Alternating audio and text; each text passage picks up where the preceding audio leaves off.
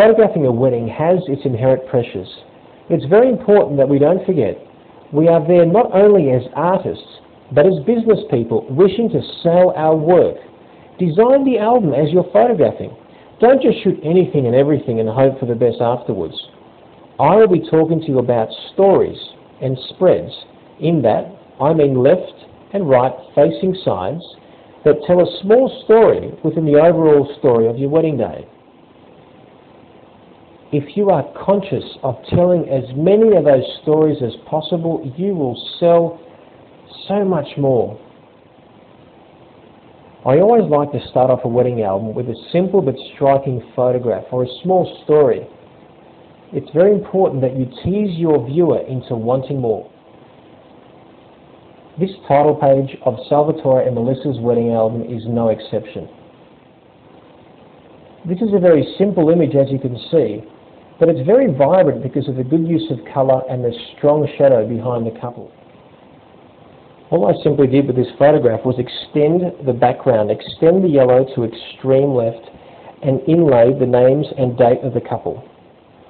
The very first story I like to tell when I go to a bride's house is show off the beautiful detail of the wedding dress. Although I'm a huge fan of natural light, I decided to block out all the light filtering through the lounge room window. I noticed a nearby piano with a gorgeous reflective surface and some candles sitting on the coffee table. I asked the bride to gently lean on the piano, and I ended up photographing all the beautiful detail shots with candlelight. As you can see, I featured my favourite photograph and inlaid several shots of the beautiful detail of the dress, and of course with some negative space. Just because you have a blank canvas doesn't mean you have to use it all. I walked into the bride's parents' bedroom and noticed the sunlight just tickling the closed blinds. I asked the bride to stand very close to the window. I opened the blinds knowing that the sunlight would cause a very dramatic effect on the bride's face with extreme sunlight and extreme shadow. When I photographed this particular series of shots, I knew that this is the way that this particular story would look. Although I'm a fan of negative space, it doesn't seem to complement the drama in these two photographs. So I decided to swap the placement of these two photographs and increase the size of the photograph with the bride looking down. My first impression was to place a black background behind this photograph and lessen the opacity to give it that really moody feel. But it didn't seem to do justice to the photograph.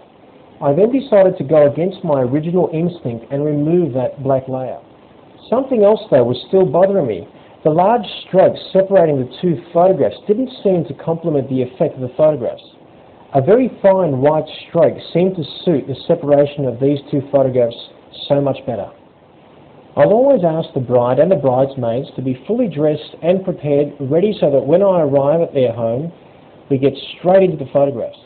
The putting on of the jewellery such as bracelets, a necklace, earrings will be done on camera so that we can tell an extra story within the wedding album. Although I like these photographs as a series, I didn't like the original colour, so I decided to make them black and white.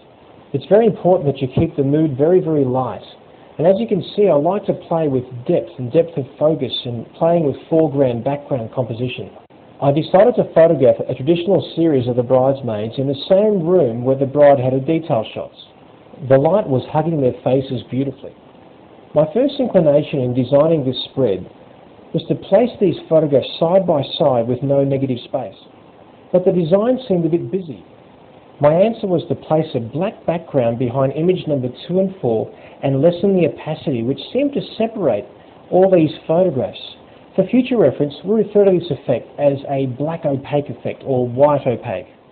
If I had to label my style, I would call it a directed or a prompted style. If Melissa's parents spontaneously decided to put their foreheads together and crack up laughing, and perhaps mother and daughter decided to share a brief moment looking down, and even the bride giving a kiss to her dad, well, I would be there to photograph it. But of course, as we all know, life's not that easy for us photographers. So rather than wait for these moments to happen, I create them. I make the moment, not wait for it. These images appear natural, but of course they were directed to appear that way. The design of this spread is very clean and very simple. It's not symmetrical. It doesn't have to be. I've allowed some negative space to separate the left photograph to the two photographs on the right. This